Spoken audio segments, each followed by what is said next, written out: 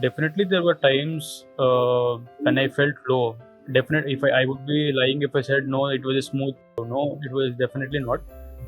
Because at times you feel that as you have rightly pointed out, people were working, my peers, colleagues were working, or already my friends were in the good B schools or been in US for their MS or something. So it was there were low points, but I had to back myself, and I talked to few people in B school and to my parents as well. So they were quite supportive, and most importantly, I believed in myself.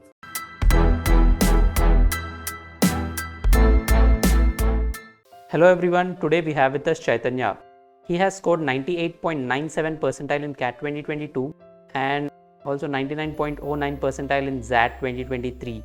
He has also received calls from many eminent B schools. And coming to his educational background, he has pursued BTech from NIT Nagpur and he worked at a Big Four company for around 30 months. And today he's with us to share his CAT preparation journey, CAT and other MBA entrance exams preparation journey, and also his personal interview experiences. So, alright. Hello Chaitanya, welcome to Cracku interview series and congratulations on cracking the CAT and also XAT as well as other MBA entrance exams. So first of all, yeah, congratulations on that. Thanks for the introduction. Apart from, I just want to add, so that apart from CAT and XAT, I gave NMAT, SNAP and IIFT as well. Okay. NMAT I scored 271, Great. 99.16 and IIFT 97 around. Right, that's wonderful. So you performed very well in all the other MBA entrance exams. So yeah, so firstly, can you quickly walk us through your MBA journey? Like, when you started whole journey of MBA and MBA preparation, and when did you start preparing for CAT? Right. So 2020 was my first attempt. Okay. I have just bought some offline material, and I solved, and I thought I could crack the B school entrance examination by just solving the material. So, and I was preparing alone, not even taking any coaching or not even preparing with peers and also. Okay. That was the first mistake. I thought, okay, one should have proper knowledge and proper guidance of what the B school entrance examinations ask for. And then I thought, okay, 2021 I gave the serious attempt. It was pretty serious. I have prepared rigorously for that, but unfortunately, I couldn't clear the DLR cutoff. Then, after much thought, and in Jan 2022, last year, I have quit my job.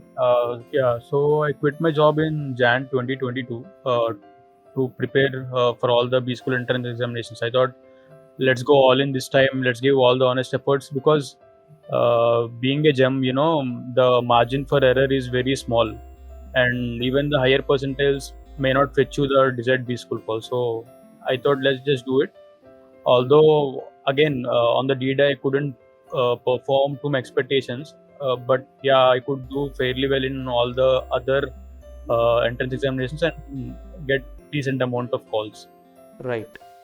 Okay, so this was your third CAT attempt and you got a good score in this attempt. So, and you said you quit your job around Jan in 2022, right? Right. And you prepared for the MBA entrance exams. So I think there was a gap from there till now. So during this gap year, did it ever demotivate you, or did you go through a lot of pressure because all your peers were either working or pursuing their MBA? So how did you cope up during this period, and how did you manage to prepare for CAT and ultimately crack all the MBA entrance exams? Yeah, so definitely there were times when I felt low. Definitely, if I would be lying if I said no, it was a smooth learning curve. No, it was definitely not. Because at times you feel that, as you have rightly pointed out, people were working, my peers, colleagues were working, or already my friends were in the good B schools, or they have been in US for their MS or something. So it was, there were low points, but I had to back myself, and I believed in myself. So I tried to just focus more on the input parameters rather than focusing on what would happen on the D-Day. Obviously, there is some apprehension on that day as well, but yet I tried to calm myself during the times. Okay, you'll do well. You have just believe in the process. So that was my thought process during this journey. Right, wonderful. Yeah. Okay. So why did you want to quit your job in the first place? Because you were working at a big four firm, and that's a very good company that you were working for. And why did you arrive at the decision to quit your job? And also, what impact did this question would have been definitely raised in your interview. So how did you handle that during the interviews?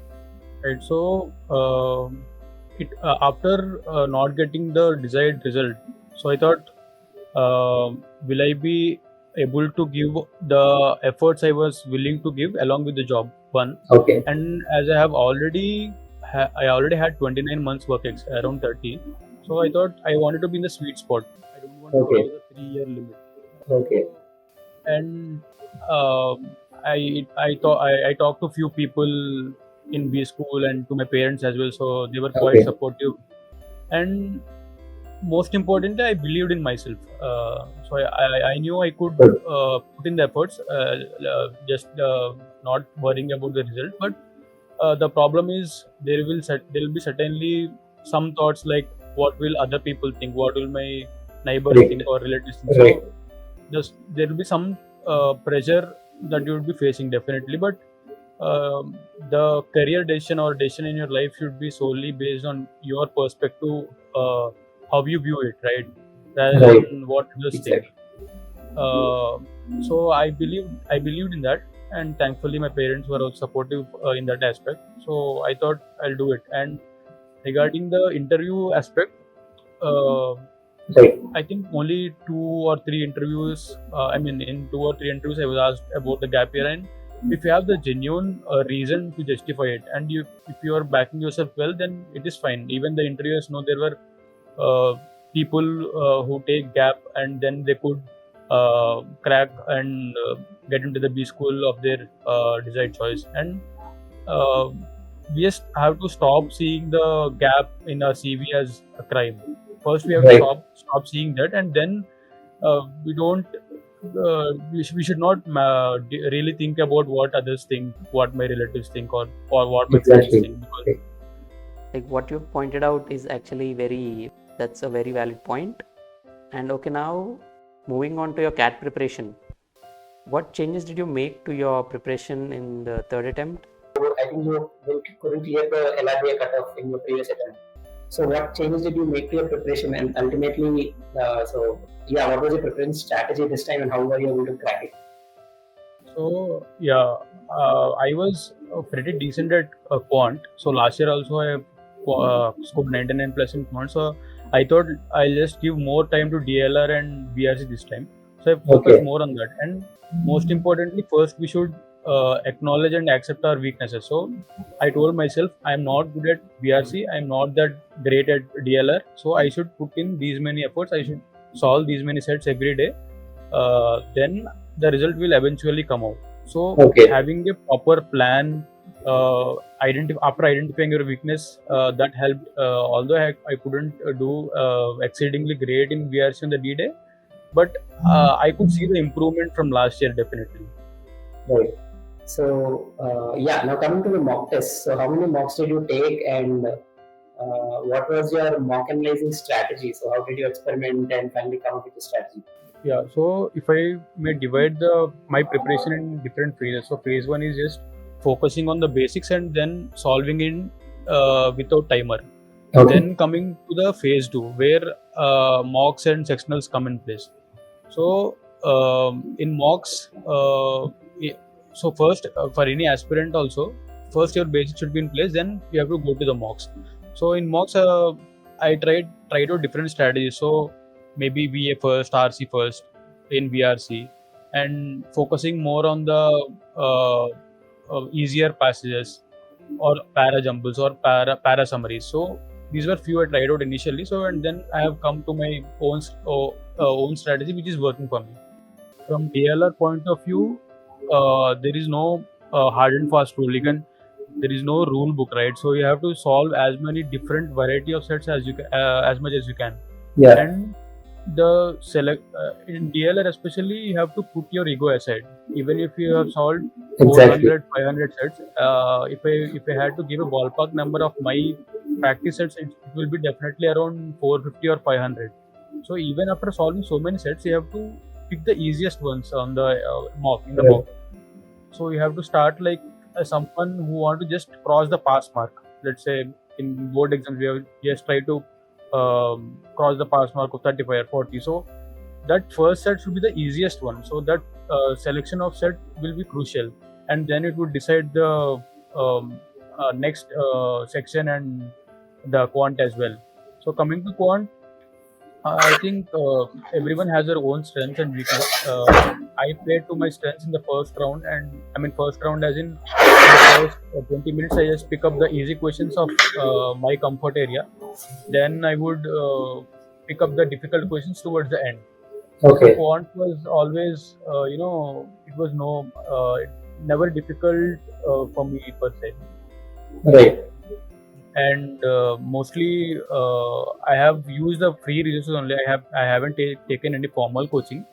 I have used the Cracku daily targets, which helped me to have a deadline because they will be expert Right. the next day. So Right. that helped me to keep up the discipline, and also the YouTube streams of Maruti sir has helped. And apart from that, I have used the after CAT. So I knew I haven't done so great to my expectations. Then immediately I've joined the crash course. And I think whatever the XAT mocks are in the market, I definitely feel Cracku mocks are the best. And I have watched all the lectures of Silimam of DM, so that really helped in XAT as well. Right. Right. So coming to your now coming to your exam day, the D-Day. So did it go according to the plan? Like what? Like were you nervous, and how did you exactly tackle the surprises that were thrown during these exams? Right. So I had my first slot the D-Day. I couldn't sleep much the before day. Okay. Problem for all the examinations almost. But then after reaching the center, I knew VRC had some surprises, right? So there were a couple of 2 or 3 questions which were new pattern questions. So I was kind of intimidated by them because I have picked them and I felt that is a mistake I have done. I have spent some time on them, but I eventually got those negative. So that is where I went wrong on the D-Day. And then on the DLR part, I felt in the first 10 minutes I could crack the first set. Then I was Okay. literally on cloud 9. Like I was going to solve Okay. all sets. Maybe I'll be getting the 100% in DLR. So I was so happy after the first set when I solved it in 10, 11 odd minutes. Then after that, for around 20-25 minutes, I couldn't crack even a single set. Okay. I literally left my pen and I thought, okay, 1 year I have wasted. I am not going to get any single B school call. Okay. The last 5 minutes, I could crack 2 questions of another set. Another set. So I Okay. thought, so okay, let's move on to. I thought, Quant. let's see what happens with quant. We'll try to maximize it if there is any B school which doesn't consider sectional cutoff. So I'll be getting there. So this Yeah. was all this Right. was going in my Going mind. on in their mind too. Right. So I thought I'll maximize my score in quant. So eventually I scored 99.9 in quant. So that Great. helped. Right. So that's wonderful. Actually, you after the DILR set, you didn't get really pressurized or something, and you actually went ahead and gave your quant, because some people after a bad DILR they'll give up on the quant. So you didn't do that. That's good. Because I feel CAT anyone can have a bad day. Right. If the day is yours, I mean you can do wonders definitely. Because I always relate my CAT trip or CAT trip to the cricket. So Right. mocks are like your league matches, and CAT is the knockout or the final. If you are Right. playing well, you get through. If not, you'll be knocked out. Right. Even someone like Rohit Sharma, if he's the highest run getter in World Cup, but in 2019 World Cup final, semi-final, he just got out for one. So Right. if you ask why, there will be uncertainties definitely. So Exactly. that will definitely be there, but try to focus on more on the controllables. So that would help definitely. It's quite inspiring how you managed to perform well in the exam, especially in the quant section. Okay. Now, so you also got 99 plus in XAT. So So how did you prepare for XAT, and like what exactly is the difference? What difference between CAT prep and XAT prep, and what changes did you make to your preparation, and ultimately you achieved your score 99%? So, in terms of quant, there is not much change because the level was definitely a bit higher. So, I have solved the previous year papers and mocks. Mostly, these were my resources. And in DM, this is quite tricky section because no one gets it 100% right. Exactly. Even if you are giving from 10 years or 15 years, no one know there's no specified rules or structure for it, right? So I just stick to the previous year question papers and the 5 Cracku mocks. So these were my own. I don't want to dive into so many resources so that I'll be confused about my approach. So these both were in line to me. I mean, the logic in the previous year XAT mocks and Cracku mocks were almost similar to me. So I just followed the Silent Ma'am's video lectures and then the mocks. So this was for DM, and VRC had this grammar part. So grammar I have covered for Snap and NMAT, so that really helped here. And there is a poem structure, so that was covered in the mocks as well. So only the DM section is a changing decision maker for that, I feel. Right, it's the major deciding factor in XAT. Right. Because I knew a few people who have scored 99 last year. They couldn't even cross 70 or 80. Last year, people who have scored last year 70 or 80 now have scored 99. So anything can happen in DM. You never know. Right. All right. Now, now coming to your B school calls. So what all calls have you received? What all B school calls have you received? And how did the interviews go? Yeah. So except for that Blackie calls, I have received calls from all the IIMs. Okay. And then SPJMR, MDI, then IIT Delhi and IIT Bombay. Okay. I had SIBM Pune and CMHRD and XLRA, of course. Then I had IIFT call as well. There were 2 more interviews remaining for me as of now, as we speak. Okay, great. We hope that you convert your dream B school. And finally, so what is that advice that you would like to give to the CAT aspirants and also the MBA aspirants in general? So I feel one should have clear understanding of what each entrance examinations ask for, and then one should be having proper guidance.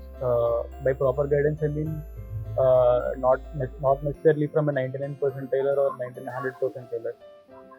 You should be having some advice, good suggestions from people who had good understanding of the CAT and other B-school entrance examinations, and then the further process which happens. Because I personally feel these days people are being misguided by solve 8 questions in each section, then you will be getting 99%. So that doesn't happen that way. And if you get 99%, that doesn't guarantee you a good B school call, right? Because there are a lot of other factors. Like your past CAT, work CAT, your category.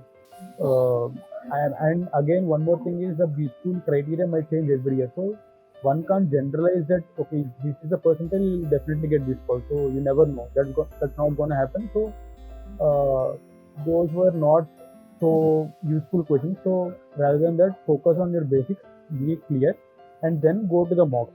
So these days, analysis and strategy are most used words these days. So if your basics are not in place and you're going, I'll do SWOT analysis, I'll do this dashboard graphs and all, and analysis or strategies. So that doesn't work unless once you know what happens in time and work, once you know what happens in percentages, only then you will be able to strategize according to your strengths. Then you can analyze. So this is the flow. There's no substitute for the hard work. So I don't think one should be taking advice from those kind of people who say this 88 कर लो या फिर 99 कर लो हो जाएगा भी IIM ABC. So stop watching those YouTube clickbaits which says 1 month strategy to 99, 7 days strategy to 99. So that doesn't really help. Exactly. So yeah, that was wonderful. You gave some really very valuable advice. So thank you so much, Chaitanya. You gave some very useful tips for the MBA aspirants preparing for the exams. And yeah, we hope that you convert your dream college, and all the very best for your MBA journey. Yeah, thanks Cracku for having me. Yeah, thank you so much.